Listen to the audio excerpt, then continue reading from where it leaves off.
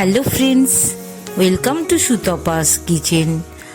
আজ আমি তোমাদের স্কোয়াশের একটি খুব দারুণ সুন্দর রেসিপি করে দেখাবো। স্কোয়াশ এখন সব জায়গাতেই কম বেশি সারা বছরই পাওয়া যায়, কিন্তু এটা কিন্তু মেইনলি পাহাড়েই হয়ে থাকে।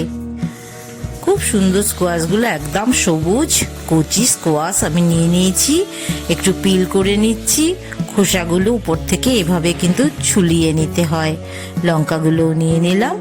এবার কিন্তু আমি আগাটা আর মাথাটা একটু ফেলে দিয়ে এই রকম ভাবে কিন্তু স্লাইস করে নেব। দেখো মাঝখানের বিচিটা তোমাদের দেখিয়ে দিচ্ছি, কি সুন্দর দেখো, ঠিক আমের যেরকম বিচি হয় সেরকমই কিন্তু ডবল শেপে, মানে ডবল খোলার মধ্যে ও আবদ্ধ আছে।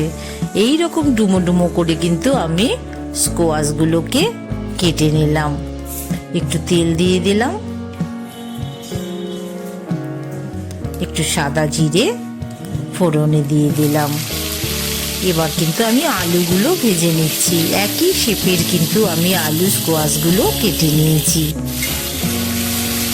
এবার আলুগুলো একটু নুন হলুদ দিয়ে যেভাবে আমরা ভাজি, হাফ চামচ লবণ, হাফ চামচ হলুদ দিয়ে আমি আলুগুলো ভেজে তুলে নেব।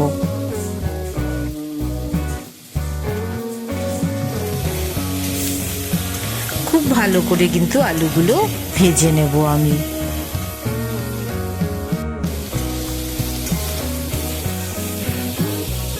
আলু ভাজা হয়ে এসেছে, এবার আমি আলুটা তুলে নেব।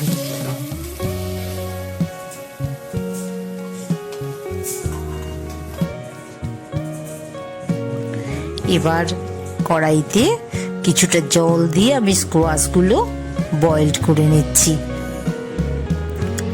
স্কোয়াশ কিন্তু একটু শক্তই হয়, একটু বয়েলড করে নিলেই বেশি ভালো হয়। আর কেউ যদি মনে করো যে আমি শুধু ভেজেই করব, অবশ্যই ভেজে করতে পারো। আমি একটু বয়েলড করে নিচ্ছি। এখনো সবুজ রয়ে গেছে, বোঝা যাচ্ছে আরো একটু বয়েলড করতে হবে। একটু দেখিয়ে দিচ্ছি, দেখো এখনো কিন্তু বয়েলড হয়নি। এই সবুজ কালারটা যখন চলে যাবে তখন কিন্তু ভালোভাবে বয়েলড হয়ে যাবে। এবার কিন্তু দেখো আমার কালার চেঞ্জ হয়ে গেছে।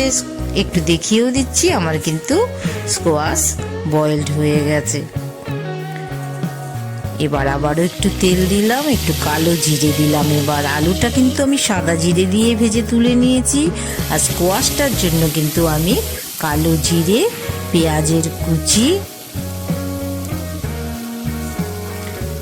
দুটো কাঁচা লঙ্কা দিয়ে দিলাম। এই যে দেখো একদম এইভাবে কিন্তু আমরা সকালের তরকারি অনেকেই করে থাকি। একটু টমেটো স্লাইস করে কেটে নিয়েছি। শুধুমাত্র এই পেঁয়াজ, টমেটো, কাঁচা লঙ্কা, কালো জিরে, এটা দিয়ে আমাদের জলখাবারের আলুর তরকারি বলো, স্কোয়াশের তরকারি বলো, এগুলো কিন্তু বেশ ভালো লাগে। আর দুপুরবেলায় খেতে গেলে আর আরেকটু ভিন্ন ধরনের হলে অবশ্যই একটু ভাতের সাথে বেশি ভালো লাগবে।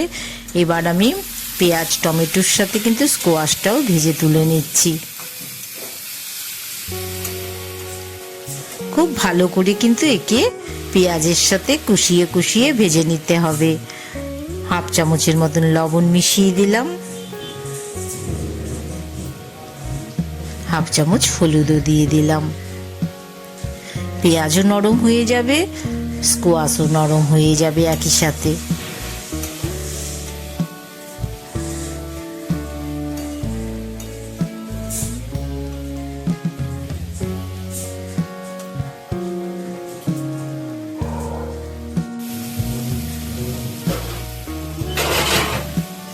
অবশ্যই মাঝে মাঝে একটু ঢেকে রান্নাটা করতে হবে। একদম আমার কিন্তু ড্রাই হয়ে এসছে, পেঁয়াজও ভাজা হয়ে গেছে, সমস্ত উপকরণগুলোও কিন্তু সুন্দরভাবে ফ্রাই হয়ে গেছে। এবার আলুগুলো মিশিয়ে দিলাম, ভাজা আলুগুলো আবার একটু ফ্রাই করে নিচ্ছি।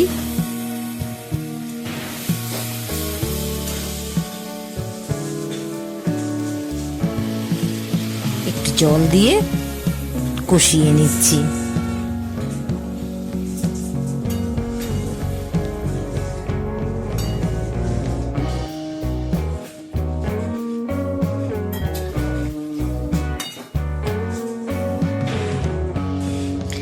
এদিকে একটা দেখো আলাদাভাবে কিন্তু একটা মশলা রেডি করে নিচ্ছি। 1 চামচ মতন গোটা জিরে আর 2 চামচ সর্ষে নিয়ে নিলাম।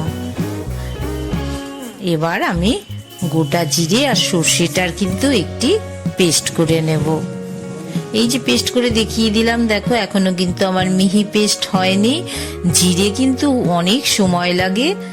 আর 1/3 চামচের মতন আমি কিন্তু আদা বাটা দিলাম, আর একটু কাঁচা লঙ্কার পেস্টও কিন্তু আমি দিয়ে দিচ্ছি।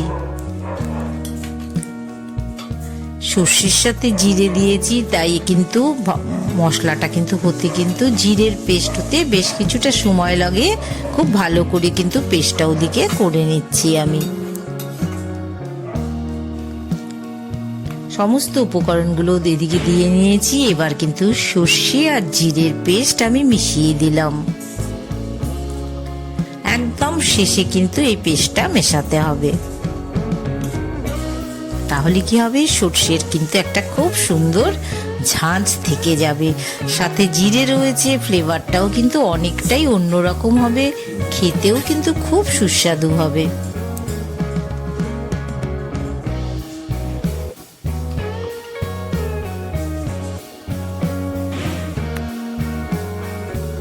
এবার কিন্তু আমি 1/2 থেকে 1 চামচের মতন চিনি মিশিয়ে দিলাম। মিষ্টিটা তোমরা তোমাদের পরিমাণ মতন মেশাবে, স্বাদ মতন মেশাবে। তবে রেসিপিটা কিন্তু খুব সুস্বাদু রেসিপি। এইভাবে যদি তোমরা করে নিতে পারো, সুতাপাস কিচেনের এরকম দারুণ দারুণ রেসিপি কিন্তু প্রতিদিন তোমাদের সাথে আমি শেয়ার করে চলেছি। ভালো লাগলে অবশ্যই তোমরা একটা লাইক করে দিও, আর চ্যানেলটির সাথে থাকতে গেলে কিন্তু অবশ্যই তোমাদের সাবস্ক্রাইব করে দিতে হবে। আর পাশে থাকা বেল বাটনটা অবশ্যই প্রেস করে রেখো, তাহলে কিন্তু তোমরা নতুন নতুন নোটিফিকেশন তোমাদের কাছে চলে যাবে। তোমাদের আমি একটু দেখিয়ে দিলাম, আমার কিন্তু পারফেক্ট বয়েলড হয়ে গেছে।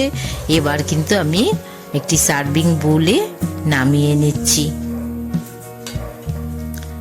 আমি কিন্তু একটু হালকা গ্রেভি রেখেছি, তোমাদের ইচ্ছে হলে তোমরা আরো ড্রাই করে মাখা মাখাও করে নিতে পারো।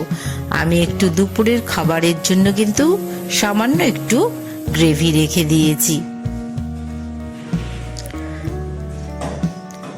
আবারও বলছি, এত সুন্দর সুন্দর রেসিপি পেতে গেলে অবশ্যই কিন্তু চ্যানেলটি তোমরা সাবস্ক্রাইব করে দিও। সবাই ভালো থেকো, আবার দেখা হবে।